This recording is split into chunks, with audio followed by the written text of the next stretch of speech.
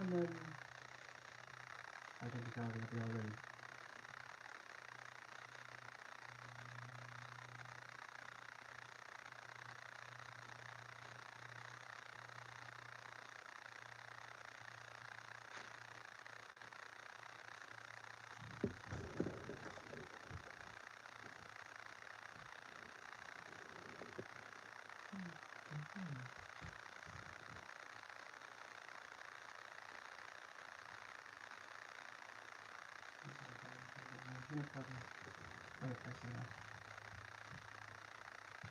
But, ouch.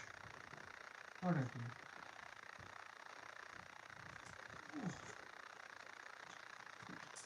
So today, we're going to be talking about the most important planet of them all, literally. Right, thinking, well, how come Moon's the most important? Well, you'll see why. Hello, Lisa.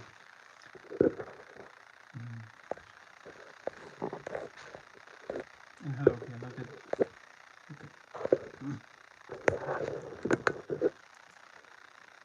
I'm just trying my natural filter woozy woozy thing. No!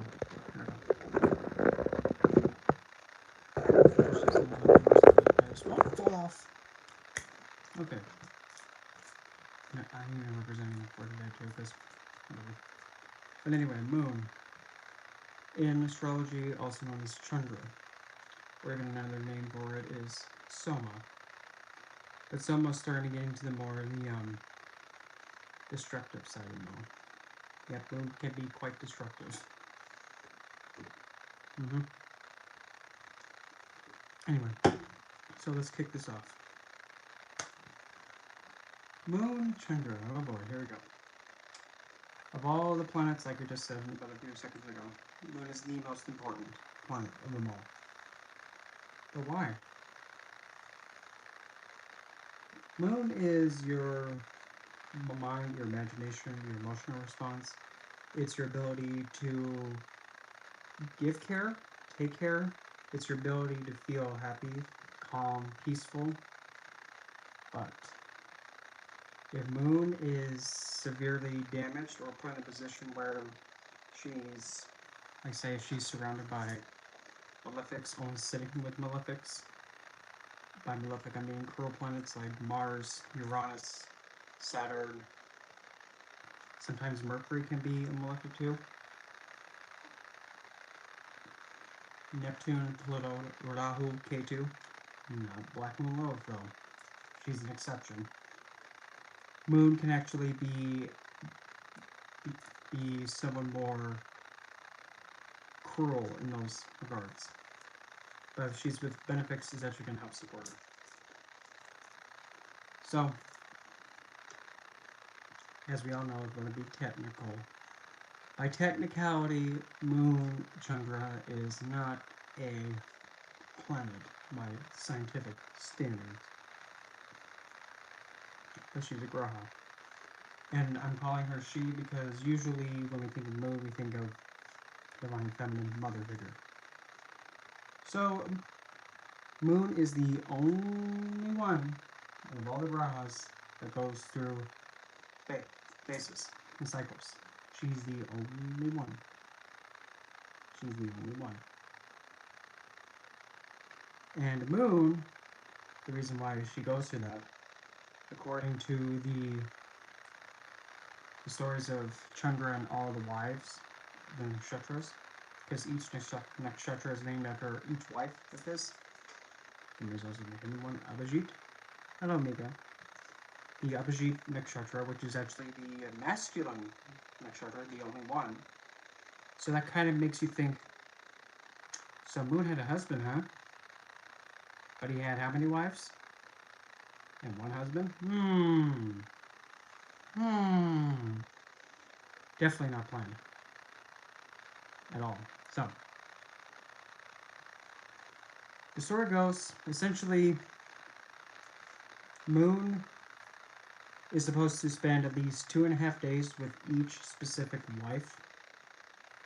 And if you want to be technical, also with Abhijit being masculine, also a husband. But for the Abhijit, the nakshatra of him, his nakshatra is not that large. So it's kind of like going through Uttarashada to Shravan. It's kind of like he kind of sneaks out for Abhijit, but that's much different. But the story goes, Chandra Moon was expected to spend minimum 2.5 days with each wife equally. However, though, his absolute favorite wife was Rohini, and that's exactly where Moon gets exaltation, and is the most full, and is also in the most comfort and living in the most luxury, because that's what Rohini's all about. Exceptional beauty, indulgences, as well as sensuality. However, though, one of the wives, the eldest one, Jeshka, was jealous, vengeful, and envious that she actually convinced all the other wives, except Rohini, went to their father and said, "Father, he's not giving us proper attention like Rohini. He's spending more time with her." And if you actually notice, like in the constellations, you'll see when Moon enters Taurus in the specific point of Rohini, after Kritika, Moon slows down just a little bit, so making it a total of 3 days. So, angered by this, the Nakshatra wife's father cursed the moon, going completely black. And Chandra, being depressed now, he could not actually be able to go to each of his wives because he can't even see, blacked out. Realizing their mistake, Jeshka went back with all the other nakshatras and now Rohini, begging the father to correct their mistake, and they made a mistake and they admitted it, but the father couldn't let them do it. So the only way that it could be reversed, or at least mitigated to some degree, was Chandra went to Lord Shiva, gave tremendous penance and asked for a cure for his ailment, and Lord Shiva actually said, "The most that I can do is give you the ability to go from nothing to full, but then as soon as you become full, you have to go back to no." And because of that,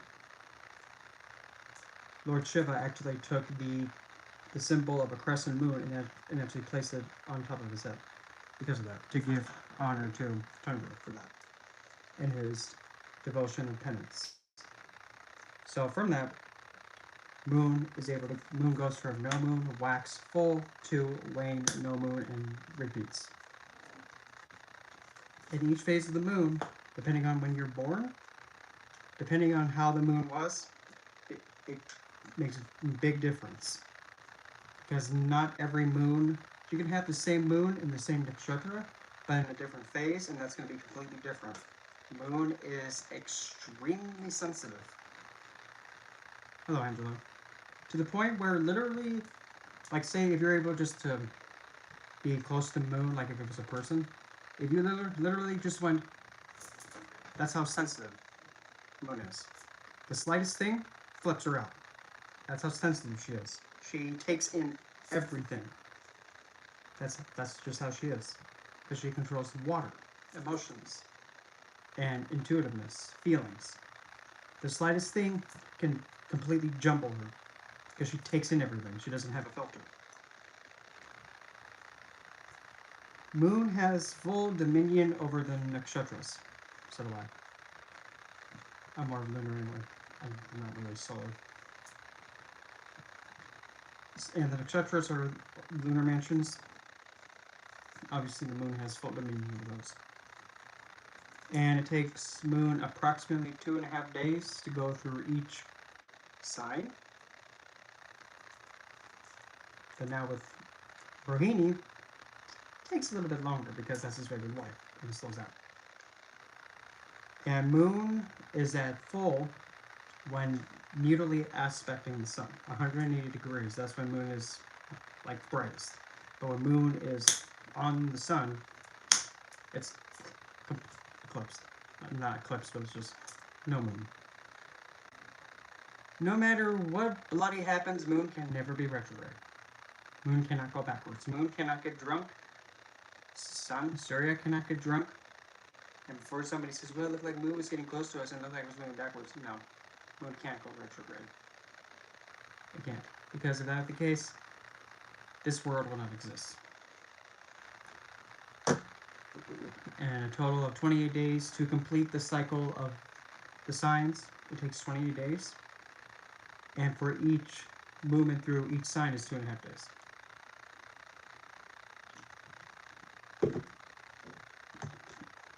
Like I said, moon is the only one that waxes wanes. Moon's number, numerological number, is 18. So you can even technically say 9 too. 1 and 8 is 9. If you want to be technical. Another one is 4 because that is the 4th house, and also the number 6. But that one's more Venus' true chart is number. So moon. Now again, depending on the phase of the moon. If moon is waxing, going to full, it's considered Sophic or a gentle planet. When it's full, it's gentle and a benefic. But when it goes from full to wane to no moon, it's a cruel planet. And it's deemed a malefic. It is Rajasic and Tamasic. When moon goes from none to waxing full, you have essentially somebody wanting to be content, happy, secure, and having the needs met, and just being in a blissful, happy state, and being able to mend and raise something and nurture something, and just be stable and fulfilled. But then again, that's for everybody too. But mainly, moon is more dignified, usually, because again, depending on what planet's sitting with her, aspect, and any other specific yogas that go on, and depending on if the moon is a functional gentle planet or a functional malefic cruel planet, it depends on your ascendant too. But now moon is going from full to waning to no moon. Moon is a malefic cruel planet. Because now moon goes from having the wants of just being happy and content and just blissful to being lustful, desiring and wanting only the stuff of the world. If she has to go after something and she has to just rip it out of somebody's hands because she longs for it so much, she'll go for it. If moon has her eye on something or someone she wants, she'll just go for it. That's the Chandra part. Moon and Chandra are not the same. Chandra is the waiting room, the Rajasic and Tamasic, because moon is actually a Sophic planet originally at her core. Chandra, you could say, was kind of having the behavior of a playboy. A flirty flirt. It is what it is, not good or bad. And there's actually, I'm going to read a quote from the Horus Sastra of Parashara. Oh, Brahman, the moon is very windy and phlegmatic. She has a round body and learned. She has auspicious looks and sweet speech. She is also fickle-minded and very lustful.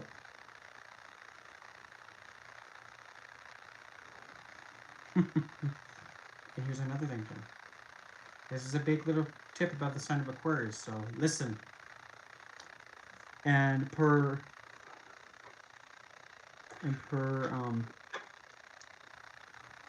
Pravada Bodhini, he quotes, "Moon rules over the sign of Cancer." Okay, that's the sign she owns, but she's not much her going there. She doesn't feel like that's her most comfy spot. It's not that. It's Taurus. But when... Not a problem. But when she is also in the sign of Aquarius, she will behave like as if she's in Cancer. I'll say it again. Moon rules over the sign of Cancer. But when she's in the sign of Aquarius, she will behave like Cancer. Don't limit yourself to just Moon. Don't limit yourself just to Moon. Whenever you have a planet in the sign of Aquarius, it will mimic the behavior of Cancer. Any planet in Aquarius will mimic that of the sign of Cancer. It'll behave the same way. So say we were to put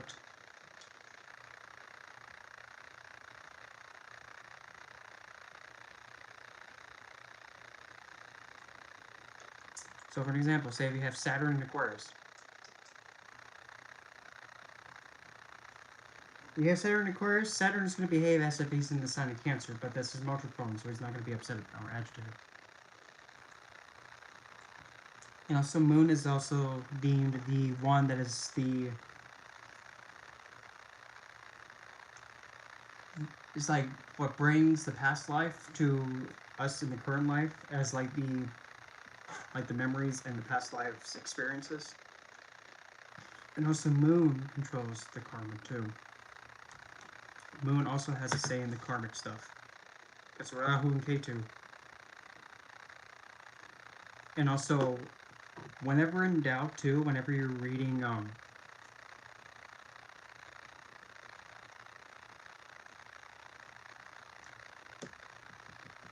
whenever you're trying to see like with moons,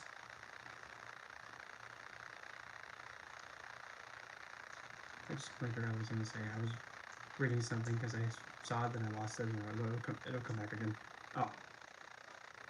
When you have Rahu and Ketu, the nodes of the moon, being a part of Moon, Chandra, you have what needs to be done in this life and what's being sought after, lusted after. That's Rahu. Then you also have the past, the south node of the moon, Ketu. The part where you're like, I'm already accomplished this. I've already done this. Why am I doing this again? Rahu's the charging army. K2 is the standing army, the defender.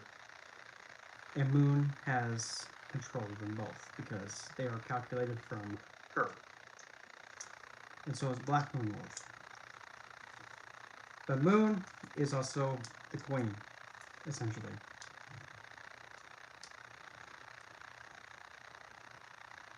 And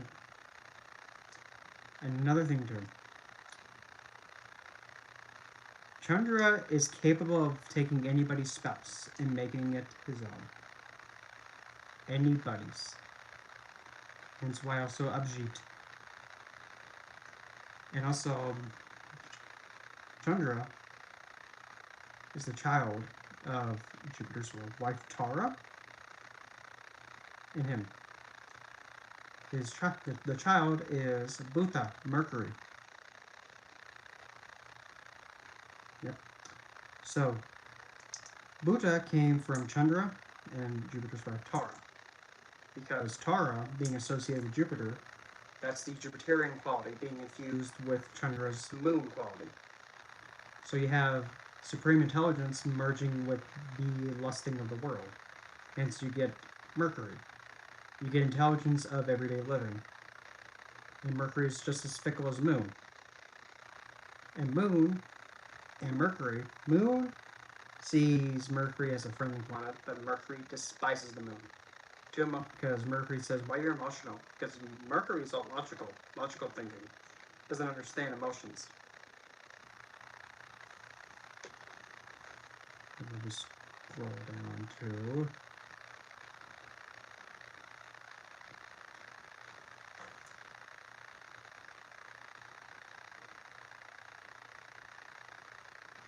And also, Moon is your ability to gain wealth. Now, wealth, keep in mind, wealth does not mean just wealth of money all over the place. No.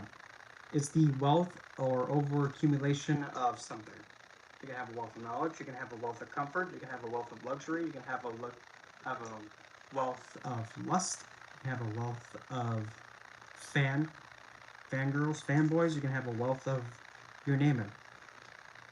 But Moon has the most exaltation in the sign of Taurus, meaning that in Taurus she feels the most stable. She's able to be the most secure, being able to provide, because Taurus is also comforts of the world, luxury, and whatnot.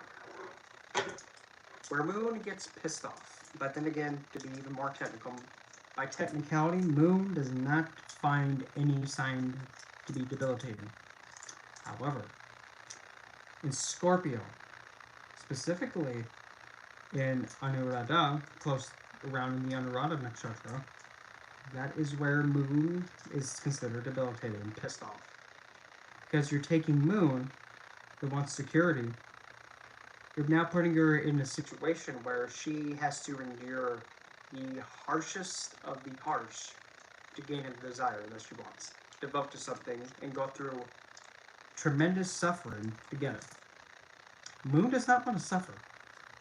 But again, if it's waxing or waning, it depends.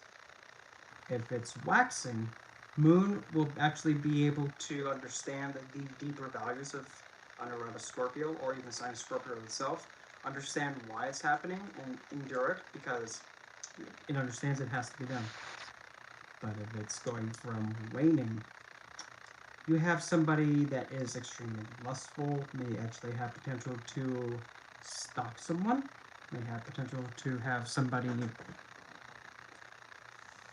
become kind of like a obsessive stalker. Somebody may be like an over-obsessive girlfriend or over-obsessive significant other. It has that potential if the placement's there. And Moon is the most potent, of course, obviously, at nighttime.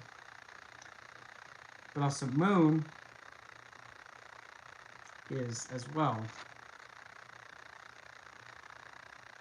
I don't know if I should say this, because this one actually might be a bit too much. Because as Moon also has dominion over comfort and security and, happiness, Moon also has dominion over nightmares and night terrors, as well as insecurity. Horror. The same thing, just backwards.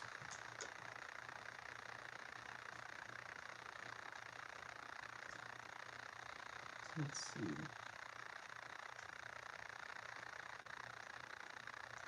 Now, so as per another note as per Ken Rao, he quotes saying, Moon is very uncertain and wobbly, like Mercury.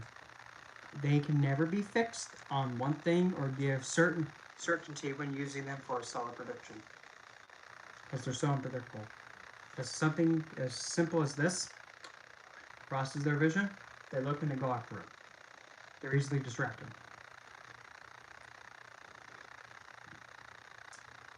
Now, let's see. Moon's consort, like pretty much what Moon is the most associated with, is essentially nurture lives, obviously. The color of the Moon is white. And colors of this nature. Moon is obviously feminine in nature, and the same thing with the aspect of Chandra.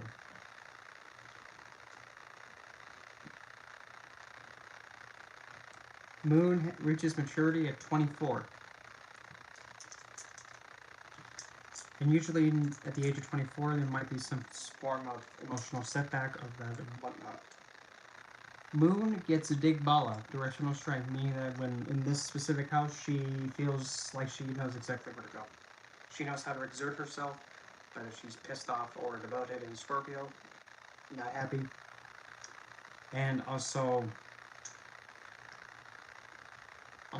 waning, or no Moon, she knows how to stalk someone perfectly. But if she's becoming full Moon and growing and waxing, then she will be able to understand and take on whatever endurance she's taking. And Moon is essentially only given Digbala in the 4th. and that's actually the house of the home. Sounds pretty funny. There's also mother, security, comfort, wealth, and whatnot. And security is also the heart center.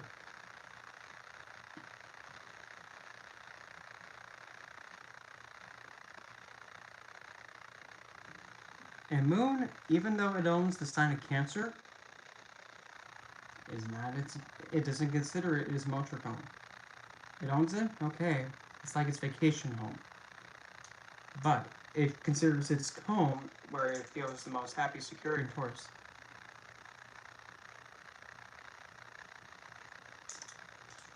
I mean, all to be completely honest, all I'm doing is I'm just reading my notes. And then again, I did kind of study this since 2017, and pretty much been studying it over and over again, like almost every other day.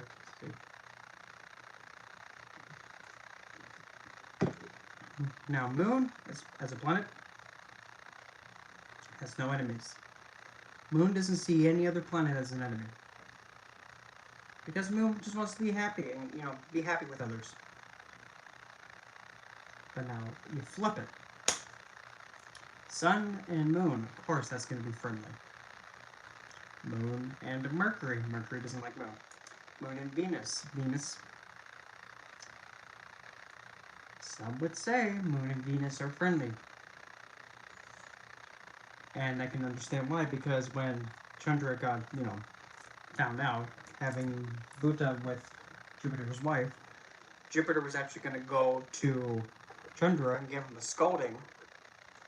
But as Jupiter was approaching Chandra and was saying, "Why did you sleep with my wife?" Venus Shugachari came in and said, "Listen, all that he did was give your wife what she wanted, and you were never there. So why don't you actually appreciate and give thanks to the moon instead? Why don't you give Chandra a thank you instead for giving your wife what you never could give her? Why don't you be appreciative of that? He only gave her a wish that you never could or would give her. So why don't you be grateful instead?" That's Venus. That's Venus for you. And Jupiter took a moment and he actually took that in. And by the way, just for a side note, that's why also Venus is even more opponent of a guru than Jupiter, because Jupiter doesn't know how to have a marriage like that. Venus understands. So Venus actually gave Jupiter. Yeah, I mean, when you have Venus, the planet of that feminine love planet, telling you have the guru of the demons telling the guru of the divine, the deva, giving him a lesson, that kind of makes you think, well, you have the one who speaks on behalf of the divine getting scolded by the one who speaks on behalf of the people, the human beings, the demons. That says something. That's potent. And after reflecting on it, for about a minute or two, Jupiter understood, and actually Jupiter considers Moon a friendly planet because of that. Because Jupiter learned that Moon did give his wife what she wanted that he never could or would be able to do. So he now appreciates him for that reason. Let's see.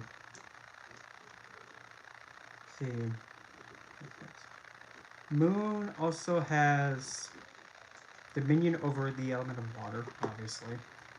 The plants of Moon, of course, would be anything like a lotus. Coconut would be one. Another one would be... I just haven't lost it. It'll come back. Jasmine. Definitely jasmine. Gardenia. Yes, I believe lotus. Clary sage would be one. Lavender would be one. I don't know about, not really peppermint. Black spruce would be one.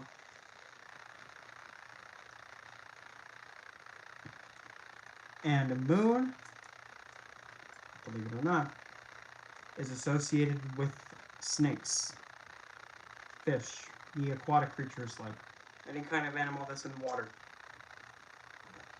bunnies, like Chang'e, like Chinese mythology, Chang'e. When she went to the moon after drinking the elixir, she was all by herself, and then she realized that she also had a companion, a white jade rabbit, with her. That's why also moon is associated with bunnies or hair. Also antelope. Oh, antelope. They're so sensitive to sound. The minute they hear something go a little noise like that, they take off. They go run away. And they also reproduce fast, so they're deemed lustful for that. Moon's profession is anything involving hospitality, nurses, midwives, jewelry designer, culinary artist, astrologer too, healer, nurse, primary education. How many snakes? Obviously, believe it or not, the male king cobra is one of them. Male king cobra. The male, not the female, the male. Let's see. And also any snake that can move in water. The moon has dominion over these parts of the body. The left eye, the chest, the blood moon, yep. The womb. The male king, well, because the thing is, the male king cobra, remember, keep this in mind. What does Lord Shiva have around his neck? Lord Shiva, he has what around his neck?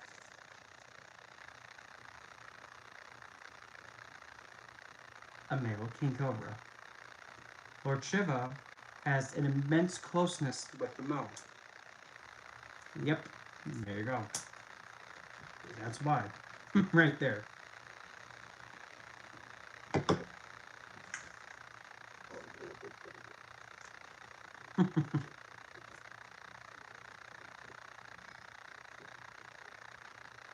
The moon also has dominion over the milk glands, the womb, and also the spinal fluid within the spine. And that's also the way that the Kundalini snake goes up. And also, the moon has dominion over that too. And moon also is goddess Parvati, Lord Shiva's wife. So now let's actually go through the. Oh, I forgot about the other planets regarding moon. Moon and Venus, though. Even though that one time Venus came to Moon's aid, Moon and Venus, well, Moon, again, sees everybody as friendly. Moon and Venus, from Venus' perspective, because Venus wants to devote to something. Venus does lust, but she wants to stick. Moon will just go, doesn't know how to devote. Moon and Mars, Mars sees Moon as the queen. Mars is going to protect the queen.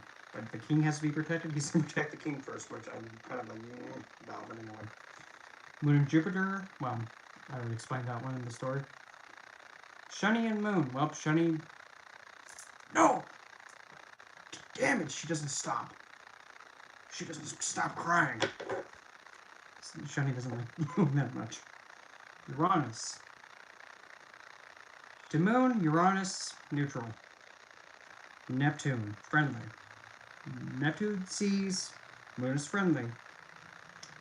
But again, keep in mind, Neptune is a cruel planet because Neptune puts deception and illusion and can intoxicate the moon, making it become lost. Unless if there's something stabilizing her, like if Saturn looking at the Neptune and Moon conjunction, if Saturn's looking at it, it'll help bring some stability. Moon and Pluto. Pluto, friendly. And Moon sees Pluto as friendly, but when you have the little shithead, the runt with Moon, who is extremely sensitive, emotions become explosive and destructive. And overkill. That's what Pluto can do. Well, it can't say, because you gotta look at the whole chart, but it has that potential. Moon and Rahu. Rahu and Ketu both despise the moon.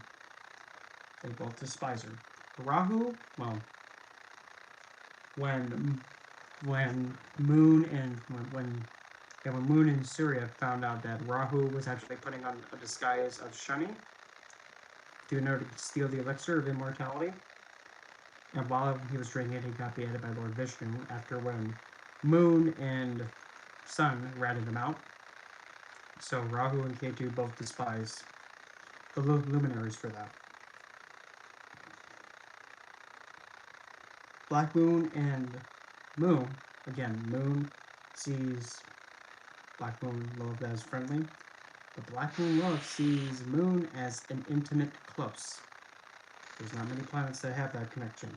Because without the Moon, Black Moon Lilith doesn't exist. You need to have Moon in order to see where she's at. Without her, she doesn't exist.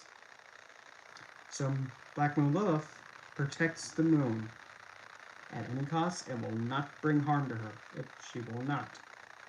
Because, logically, if you have something making you exist in this world, why are you going to swing and destroy it or cause harm to it?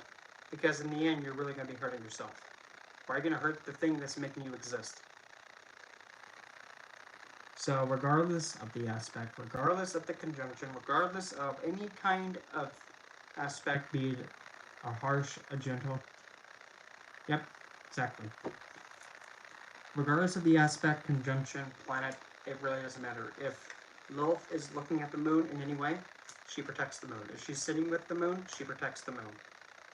If she is using like sign aspect, she protects the Moon. Needle aspect, she protects the Moon. She has any kind of a sight on the Moon, she protects it. It does not matter.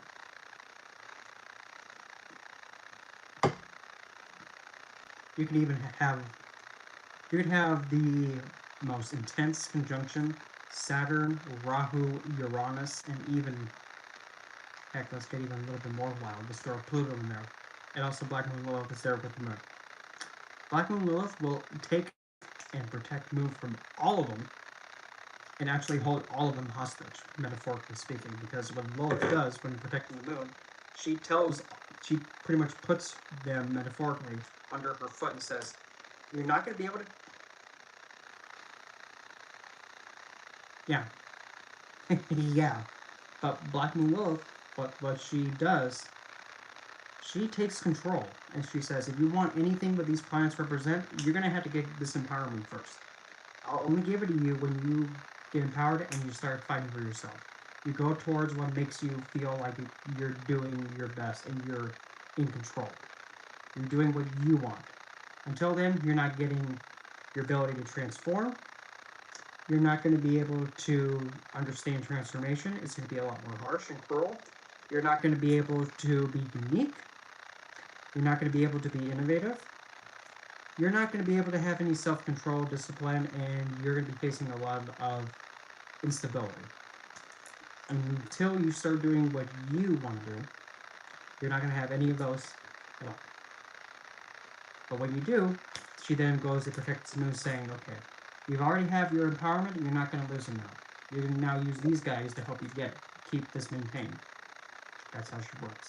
She's unpredictable, but that's how she gets things controlled and protecting the Moon, keeping them in check. She does that with almost every other planet. But with Saturn and Venus, it's a slight difference. Because Venus and Saturn are friendly planets to her, and vice versa. But if they cause, or if there are any kind of threat to the Moon, she will pin them down to and say, you want beauty? Well, you're going to have to do what you want first. Do what you want to do, go be your empowered self, then you can be beautiful. I already mentioned Saturn. Good stuff.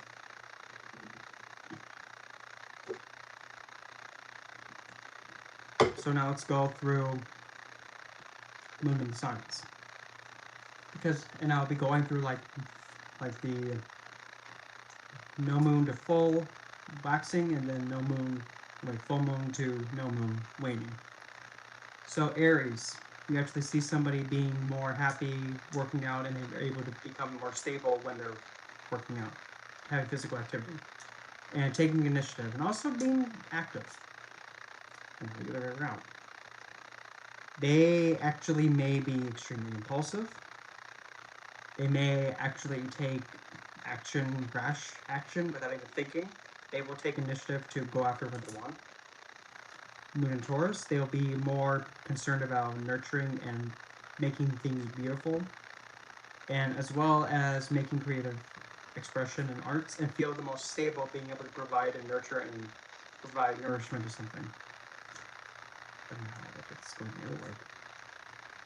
You have somebody being very lustful and wanting to enjoy the senses. Nothing wrong with it. It is what it is. Because, I mean, the way that I even say, life is meant to be enjoyed, so enjoy it. Damn it. No. The Moon in Gemini. This is where Moon gets challenged, and a bit of a challenging spot. From no to full, you have somebody being able to understand the deeper meaning of a connection and exchange ideas and be open to communication. The other way around. You might have somebody being one who gossips and actually talks behind somebody's back and spreading rumors, and as well coming up with BS and actually ruining other people's reputation, and also acting more like a play. You may act like a swinger. That's what I put it. Moon in Cancer. This is where Moon owns it, but she doesn't feel as comfortable as she was when she was in Taurus. Cancer, somebody feels the most full and happy when they're nurturing something and growing something, teaching something, and protecting something. They understand the value of safeguarding something that they're raising. But now if it's the other way around, you actually have somebody kind of being like, in a way, they actually may be more controlling over their child. The way that they actually nurture something is being extreme overprotective, that they won't let the child go anywhere near anything without them close by, like keeping a child on the leash. That overprotectiveness. Moon in Leo.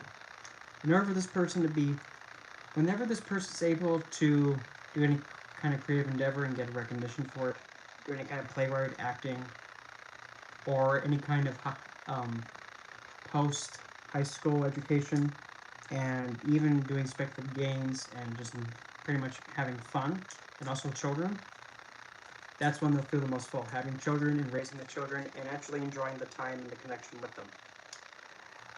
Now, if it's going the other way, you can have somebody having a lot of romantic affairs in the sign of Leo. Someone may actually have the tendency to be narcissistic with a waning moon in Leo. It has that potential. Because in order for them to feel full, they lust for admiration and being like, oh, kiss me, I'm a female lion. I'm a lioness. Kiss it, or you're going to get ripped to shreds. That's a potential. Moon in Virgo. This moon, in order for it to feel happy and secure, it has to have things cleansed, pure, and healthy. Nothing wrong with that. But when it's the other way around. Again, here's another narcissistic quality. You have somebody lusting for perfection so much that they actually are willing to micromanage, nitpick, and overkill scrutinize someone. Even if it's passable work, they will still find something to nitpick at. Even if it's something that they actually said for them to do, they'll actually nitpick something else that they didn't see, and they will find something. That's the waning with the Virgo moon. They love to nitpick, and they'll find something to nitpick because they lust for being able to have something perfected. Not the other way around, but they want to heal and mend and caretake to something. The moon in Libra. When it's from no to going to full, then you have somebody's able to be, let's put it, in order for them to feel full, they have to have somebody who they can relate to and negotiate and being able to give and take from equally. They want to have the deeper understanding and sense of security with another individual and have that connection and be hospitable and negotiate. Let's see the way around. Again, you have somebody who is selfish. They want to actually do things to better themselves only. They may actually lust for a lot of connections and may also, just like the Taurus moon, have a lot of desires to be flirty and enjoying the senses. Nothing wrong with it, it is what it is. Moon in Scorpio, I believe I've already said that. Moon in Scorpio, when know to full, again, they're understanding the value of having to go through the dark points, because they have to go through it. They all endure it, but they understand why. The other way around, you have potential obsession. You're actually using the darker parts of the moon to gain what they want, and they actually become very lustful and vengeful too. Moon in the sign of Sagittarius, from know to full, they actually understand the value of higher philosophy and feel the most happiest full, the most content and secure when around anything involving higher education, philosophy, and going on long pilgrimages. They actually enjoy learning about other cultures, taking in other cultures' way of thinking, way of life, and also religious practices. The waning to no moon. You actually have somebody longing and lusting for the same thing, but to actually do it to gain the ability to use it to gain their desires instead. You actually might have somebody become very loud and very commanding and demanding, because Sagittarius is also the sign of the general, the commander. Now, Moon in Capricorn, from know to full, and this is my Moon in the Vedic side, you actually have somebody feeling the most secure when there's order, structure, and there's actually a sense of self-control, and also a sense of duty, commitment, and sacrifice to something. They understand the value of it and will go through it and pretty much endure it, and they will do what must be done to also provide an environment that's secure, lawful, and orderly.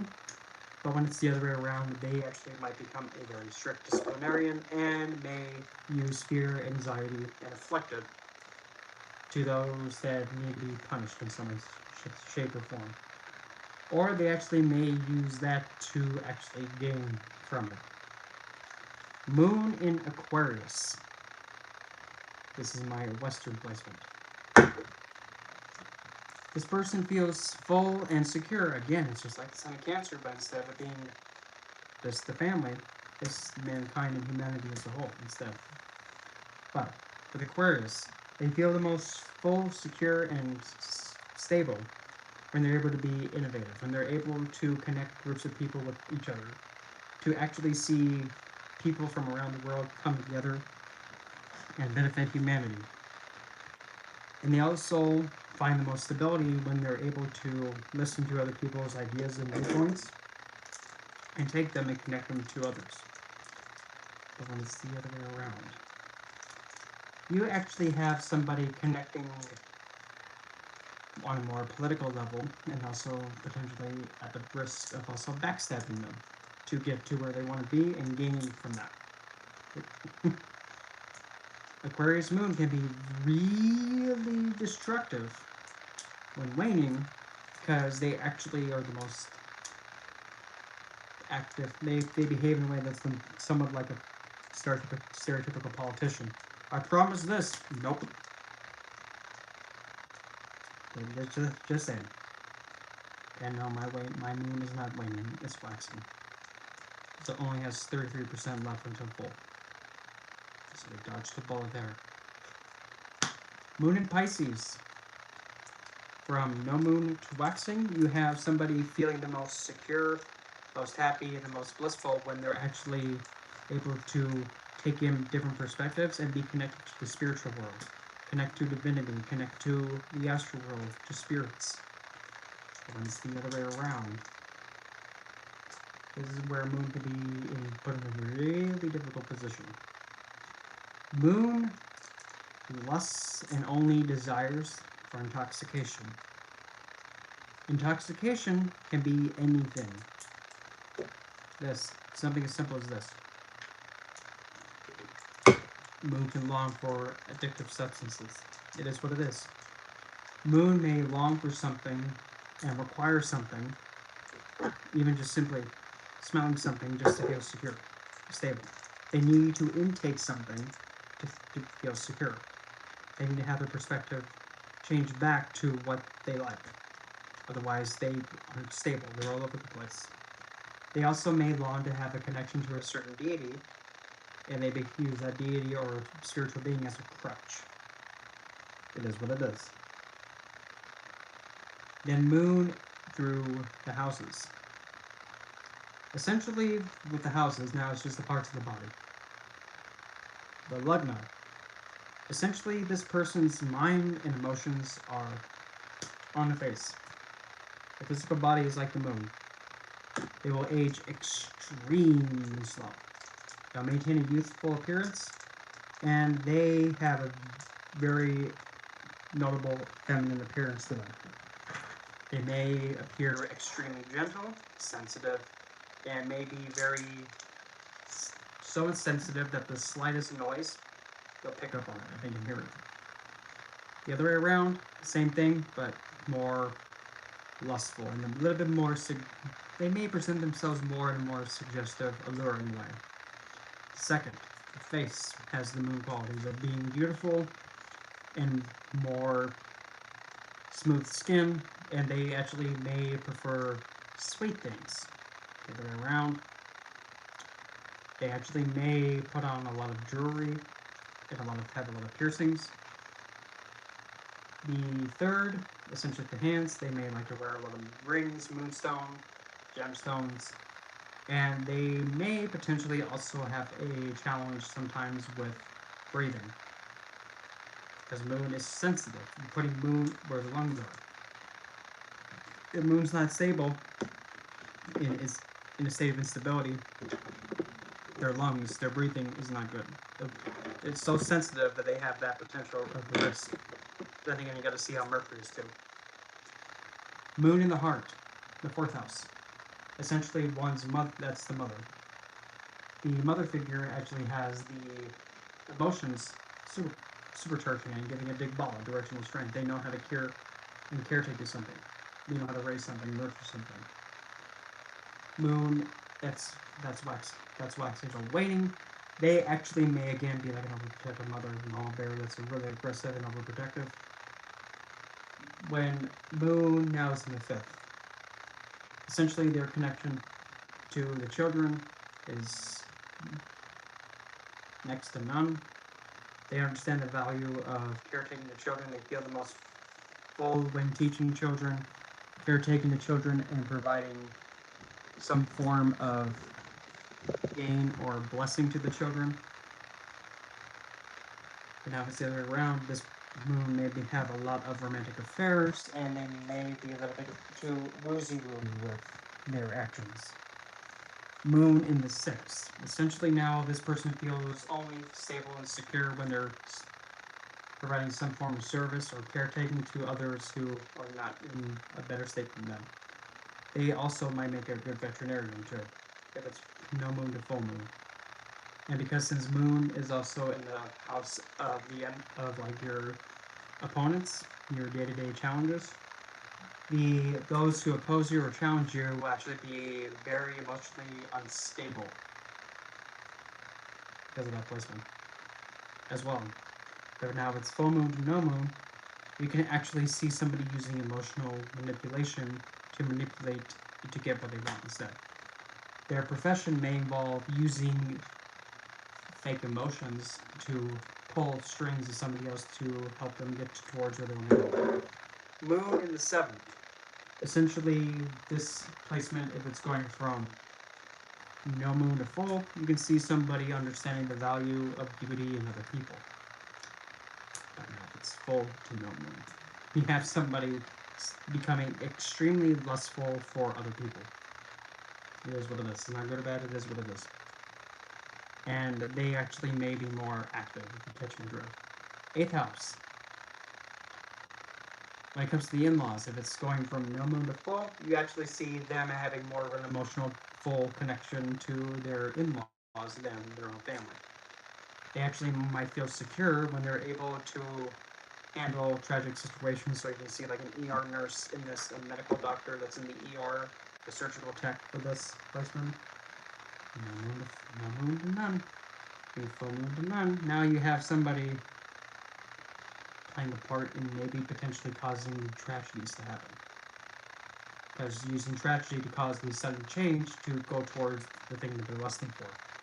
They actually might do what they have to do in order to gain the secrets and the wealth of others, because that's the 8th house.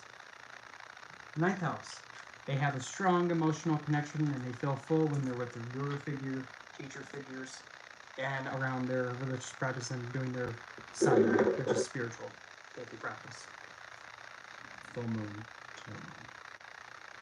You have somebody actually potentially maybe even having a lust for their guru or their teacher figure. They may lust for their own divine figure.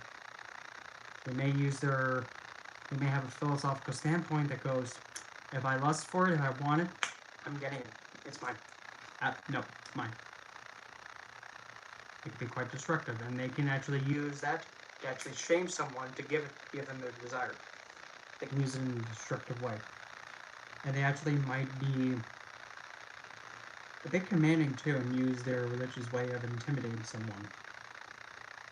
Now, moon in the 10th. This is where moon is lost. You're taking the queen, well, of course the queen is going to be like, oh, hi everybody. But the queen wants to go in a place where she's safe and secure.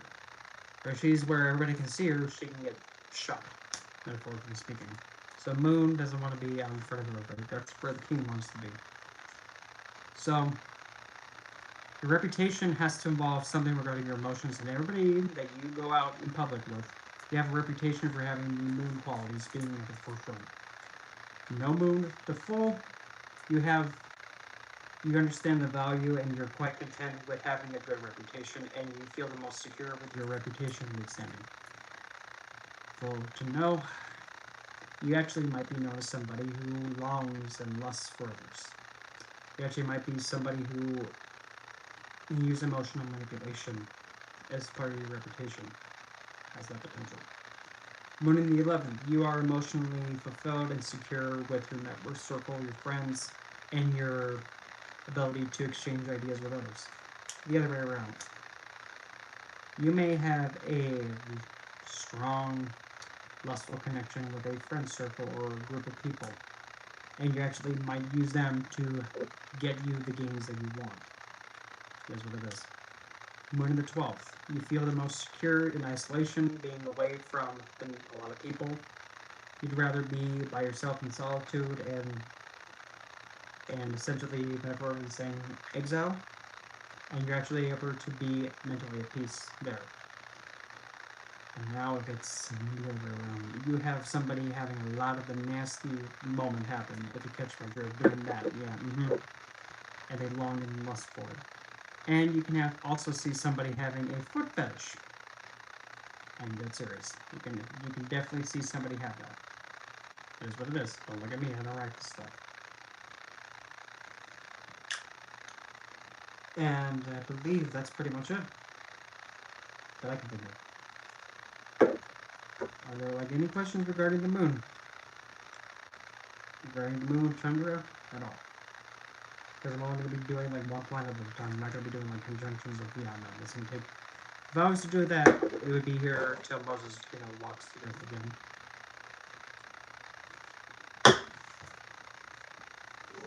I'm thinking about it. Let's see. Pull these up. Oh, yep. Yeah. So, as well.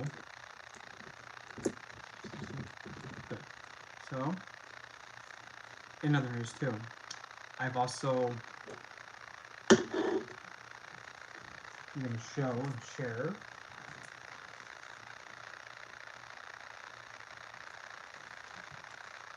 one of the most simplistic way. Eclipses, gotta be with Rahu and Ketu. Gotta be with Rahu and Ketu.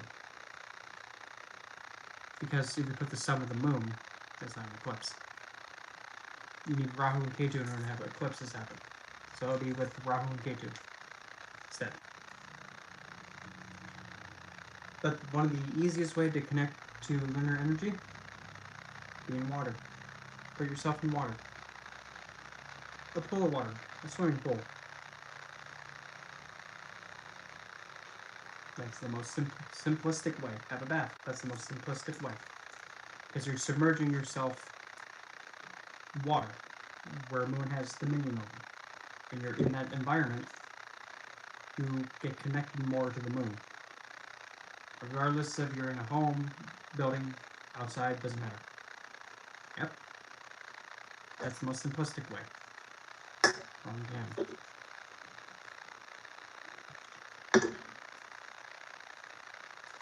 And I'm going to show that this thing will be nice enough to not be dim with it. There we go. So, as for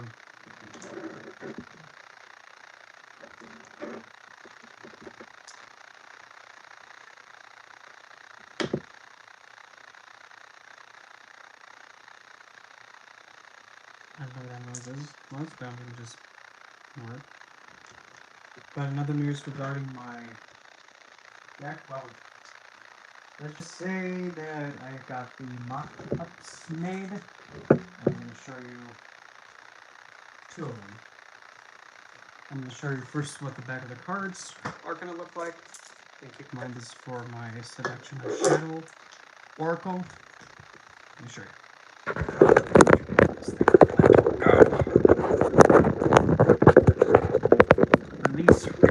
Release. So,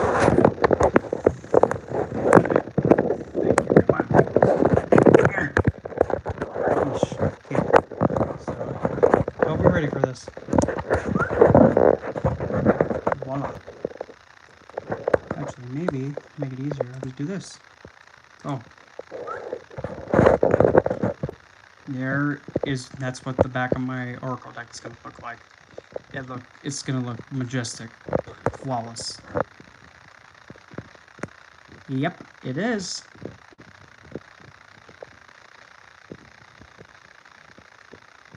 Chandra. Yep.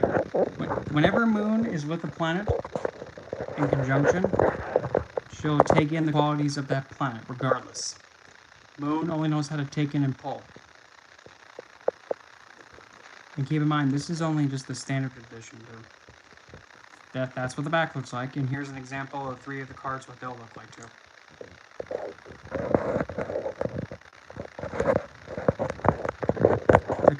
With Moon, they're more likely to happen, but with other planets, not as much. The Moon, it's more likely to have a Moon conjunct another planet than like Moon conjunct, say, well, with like Saturn conjunct Jupiter. That conjunction is not as common. But yeah, see if I can turn down this brightness. Whoops. There we go. Well, I mean, yeah, that's how. Voila. That's like how, and also that's how the border's gonna look too. And if you're wondering, well, what the heck does that word mean? Liturgy. Well, liturgy is essentially when you pretty much do a ritual of worship of some kind. And I don't know if you can tell in the depiction, but you can see it looks like a woman figure with a sickle in hand and, you know, throwing her arm up, like dancing in a way. And the other 2 cards, I know you can't see it. This one in the back right here, that one's called Exaltation. And then this one right here, you can't see it too, but it's called Bedevil. But yeah. So that's that one. I'm just gonna take this thing, sling it. But anyway. So really, that's really what I have for Moon. And tomorrow we'll be talking about Mercury or Buddha next. And other than that, I really don't know much else. So what I'm going to do now is get back to getting this deck printed, and then hopefully maybe even get something like a Kickstarter going, because I need to figure out how that's going to work. But anyway, due time. So I guess I'll just see you guys